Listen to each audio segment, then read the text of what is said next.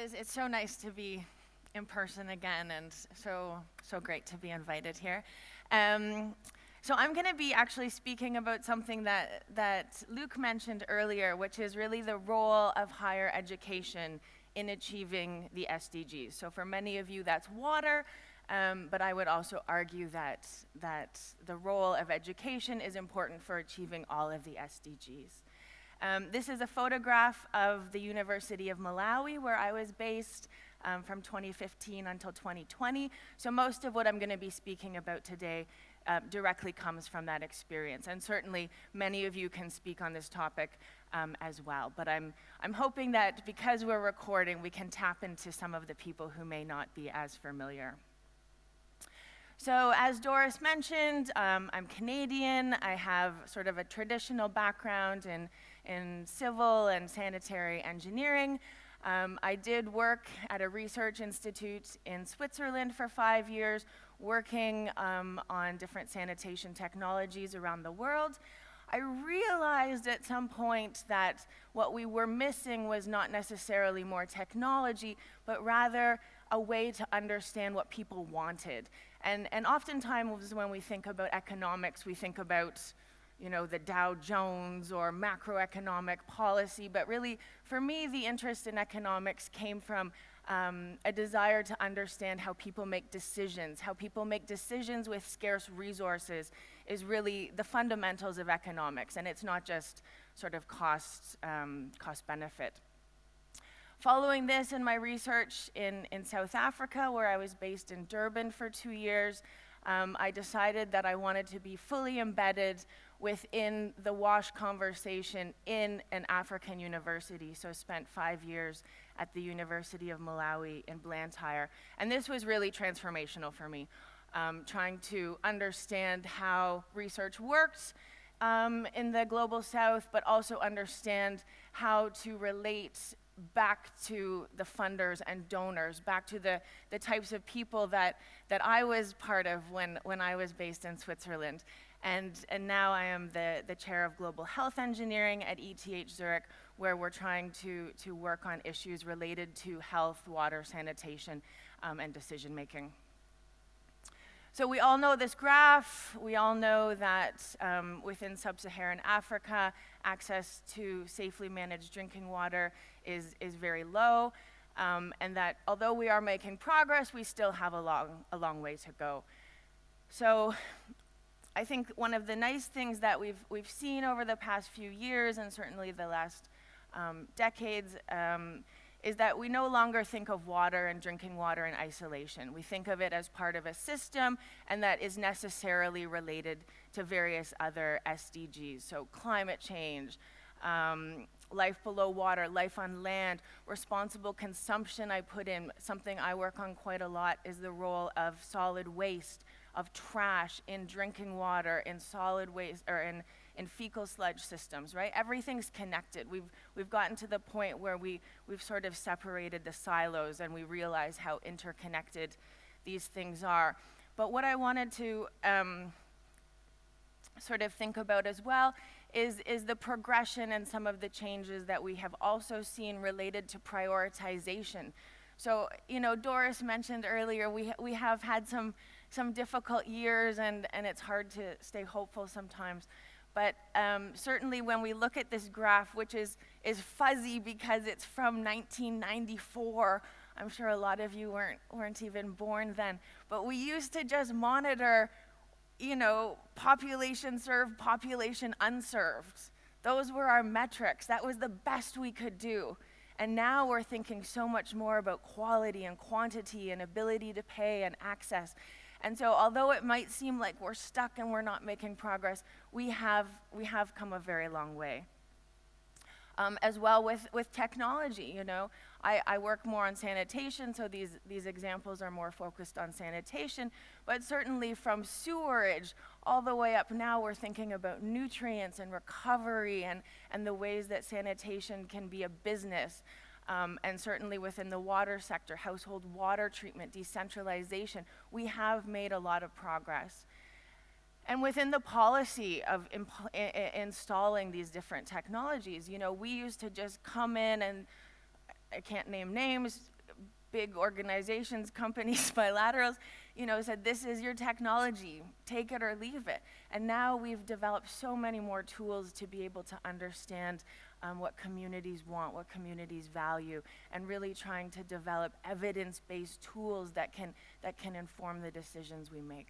So we have come a long way, but what I would like to also mention, and what the focus of my talk really is something that we have not done very well on, and that's access to tertiary education, specifically within sub-Saharan Africa.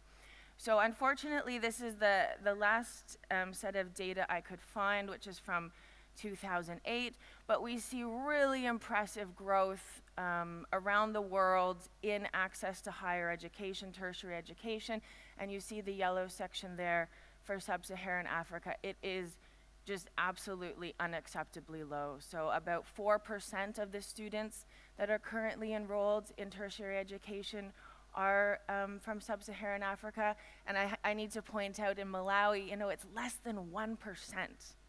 It's really difficult to think about how we are going to achieve all of these SDGs when we have less than 1% of the population enrolled in tertiary education. And thinking about the need for policymakers, for economists, for sanitary engineers, and for all the people within the sector that really need to work on this integrated framework. And even within these very low numbers, it's certainly biased towards male students and urban students. So definitely a need to increase diversity and the range of students that we're pulling into higher education.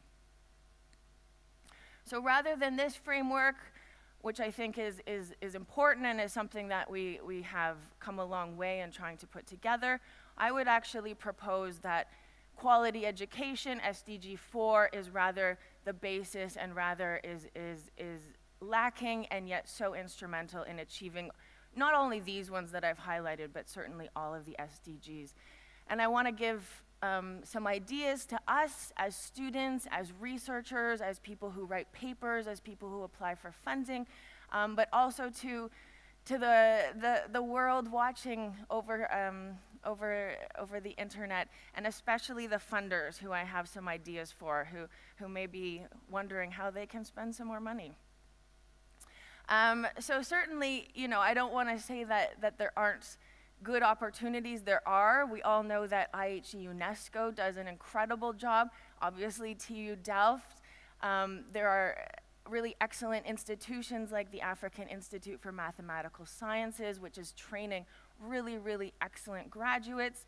The German DAAD fellowship is quite extensive, that allows African students to study at their home universities. And we see increasing collaborations that allow for exchanges or for study abroad or sandwich programs.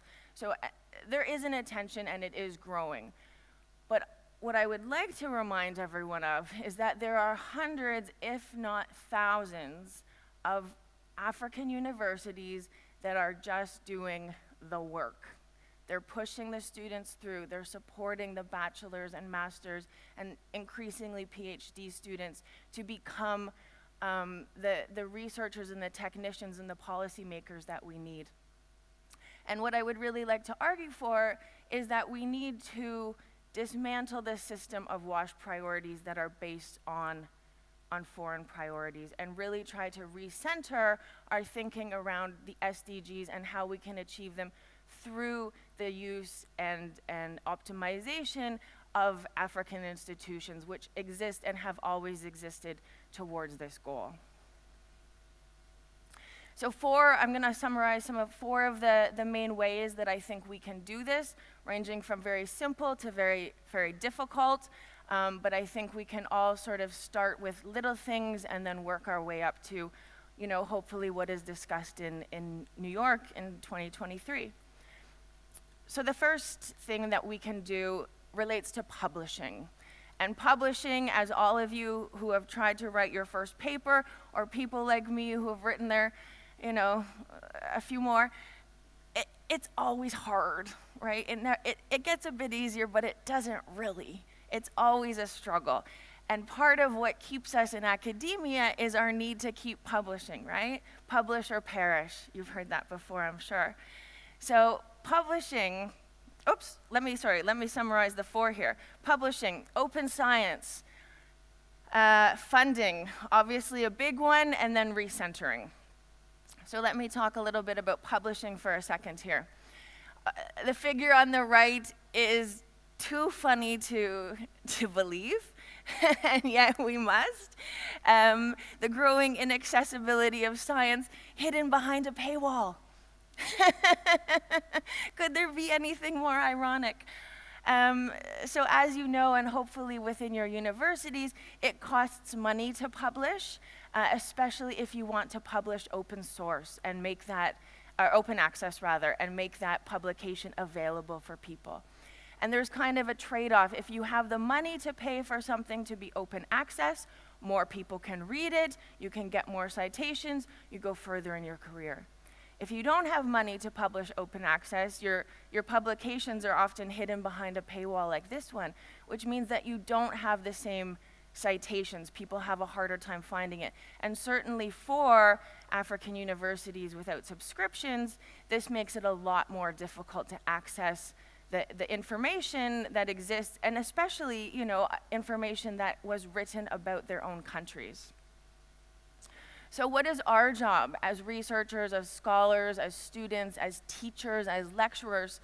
Cite, share, and assign the readings of African scholars. Oftentimes we go to the most highly cited, we find the first thing on Google Scholar. We've all done it, don't pretend you don't. What we must do is dive a little deeper. Find those articles that have been written by African scholars about their own countries, about the situation. And it takes a little more work, but those citations and the impact that they can have potentially on funding, on promotions, all of those things matter a lot. I was on the editorial board of the Malawi Medical Journal when I lived in Malawi. Obviously, I didn't know anything about medicine, but health impact, certainly. There are many opportunities for people to work on journals that necessarily target African scholars, and certainly supporting African students to publish. I have several examples of a student, a bachelor's or master's student, who was, because they were able to publish their first article, had numerous successes after that. Obviously, they were brilliant students, but getting onto that publication ladder is extremely important for career progression. Open science, Luke alluded to this earlier. So this is the framework that was recently launched by UNESCO in November 2021. Open science refers to making things accessible. So whether it is code, whether it's data, whether it's teaching materials, we all have so much data. Maybe I'm speaking for myself, but I think we all have so much data that's on hard drives, that's on our computers. We collected tons and tons of data. We never got around to publishing it. And the results of this are that we keep doing the same things. We keep doing the same household survey. We keep doing the same wastewater treatment sampling. We keep doing the same stuff over and over and over again. And so what I would like to propose is that we all start sharing our data, sharing our code, making our things more accessible, not only because those data belong to everybody oftentimes, unless you had a contract, NDA kind of thing, but it also allows people the opportunity to reanalyze, to look at these data that they might not have otherwise had access to. And one thing I would also like to highlight is the fact that if you cannot get onto the publication ladder early in your career, because a publication is expensive and takes a lot of time, increasingly there are ways to get credit for publishing your data, for publishing your code.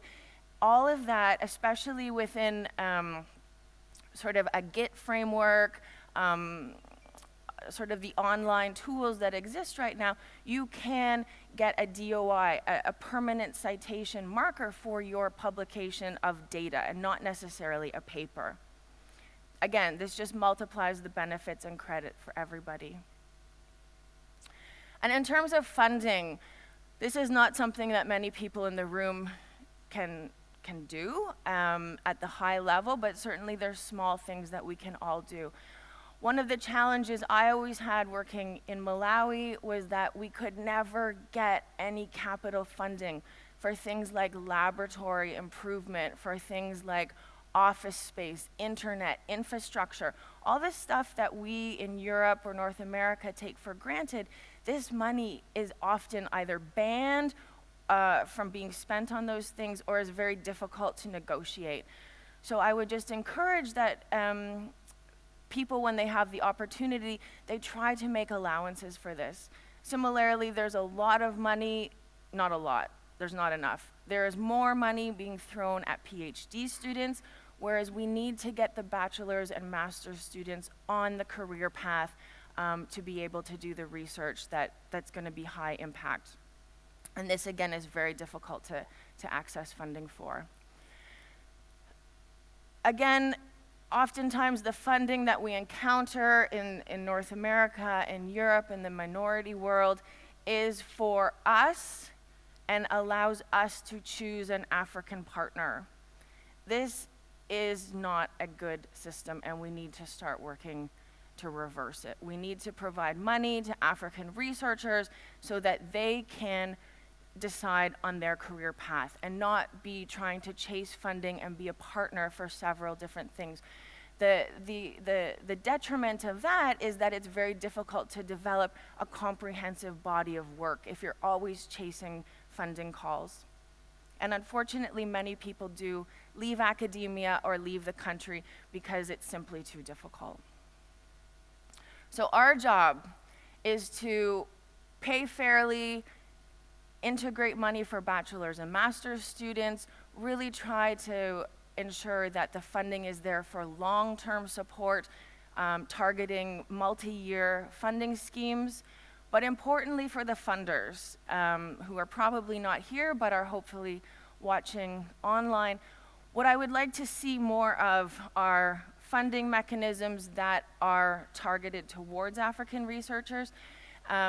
In Europe, we have the ERC grants, the European Research Council grants, which are 1.5 million euros for a period of 5 years. And these are the catalyst grants that allow young researchers to start their own research groups. What I would propose is that we have these types of grants for different centers of excellence, for different chairs, for different professorships across Africa to really develop the nodes and hubs of excellence across the continent. And something simple like salary top-ups, ensuring that we can get the really excellent scholars who have left either for the private sector or for the US to come back and be able to work with a decent salary. The academic salary of so many African academics is so low, and there's few incentives to stay in academia. Some ideas for you, funders. And then recentering, and this is the most difficult to sort of describe. It's very unconcrete, but I love this tweet from the Journal of African Cultural Studies, and I'll just read it for you. Imagine this: a young woman, a Tanzanian researcher, arriving in the UK for a 2-month-long fieldwork to write on the definitive study on the sexual practices of academics in North Oxford, demanding access, expecting intimacy, being invited into homes, welcomed. And I think this, it's very sarcastic, it's very tongue-in-cheek, but it also highlights what we as minority world researchers often expect of the majority world. And it really forces us to think, have I done that? Where have I done that? What has caused me to do that? And so when I talk about recentering, we could call it decolonizing, we could call it many things, but really it's willing to take on the burden, the responsibility, and the reflection to acknowledge what kinds of practices we have been engaged in previously that did not acknowledge the historical biases and systematic practices that were exclusionary to many researchers. really trying to reflect on our own privilege as we do collaborate or work with our African partners. And so I really would urge, all of us to take on that reflection process internally, but again, speaking to the funders, let's think about how we can systematically recenter the African academic and their experience so that they are more than a partner, they are actually at the center of the SDG strategy and how we can move it forward, especially with very limited time left on the SDGs.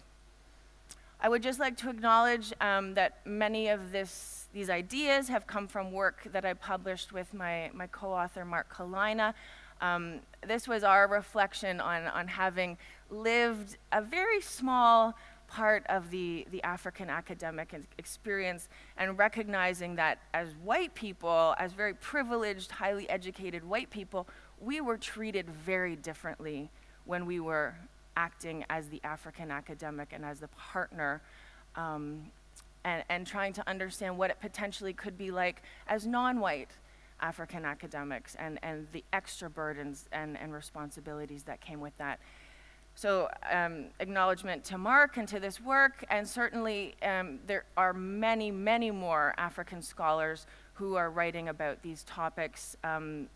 British medical journal Global Health has published numerous articles on this. I would encourage you to seek those articles out and actually read the words of the real African scholars who have been faced with these issues every day and really try to support their voices with citations and with your own writing.